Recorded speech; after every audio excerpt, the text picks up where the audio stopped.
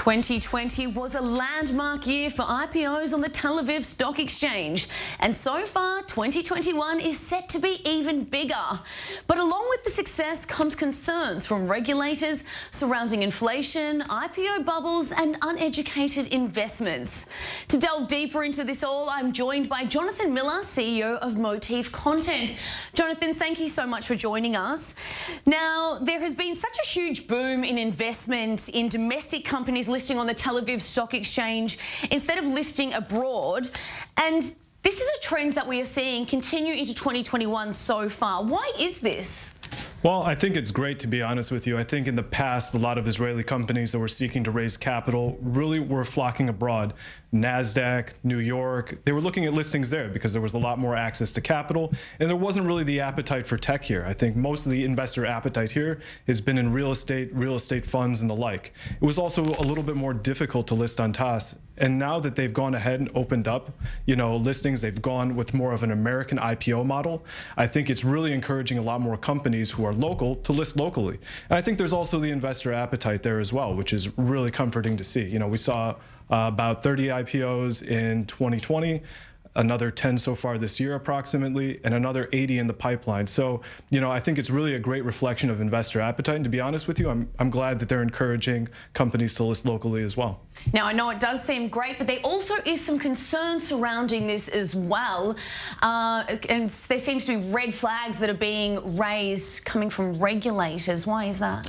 Well, I think there's a number of different reasons. I think that some of the vehicles that people are listing, some of the, let's say, the IPOs that are coming out, it's about scrutiny on the underwriting side and also scrutiny of these companies that want to list.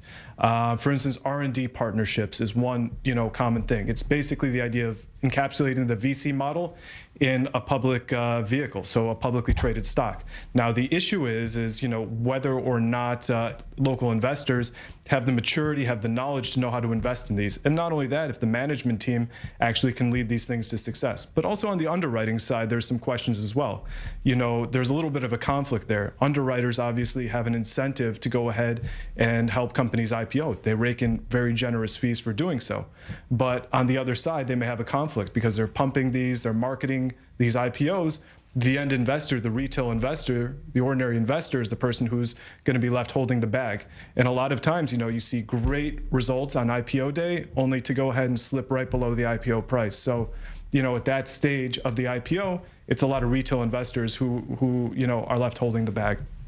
And I guess during the pandemic as well, people are looking for alternative methods to make money, and investing has become a lot easier with the lowering of barriers to entry over the years. How has this changed the game when it comes to investment? Well, it absolutely has changed everything about investing, even from just executing your trades. I mean, in the past, you used to have a really high-speed internet connection. And, throughout the 2000s, the early 2000s, we saw a lot more of those barriers drop. Obviously, online brokers, discount brokers, all of these different models sort of popped up. And they gave a lot of democratized access, I would say, to investing, even to ordinary people. But at this stage of the game, obviously, I think that there's a lot more risks involved. Why?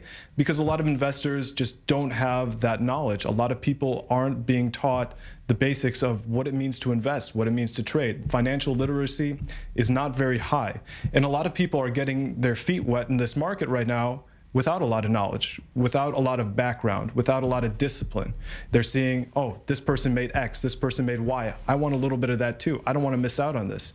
And so instead of going through the process of really analyzing what they're buying, what they're looking at, we're seeing a trend where they're just hopping on the bandwagon. And again, this is very risky for younger novice investors who don't have a lot of experience and who don't have high risk tolerance.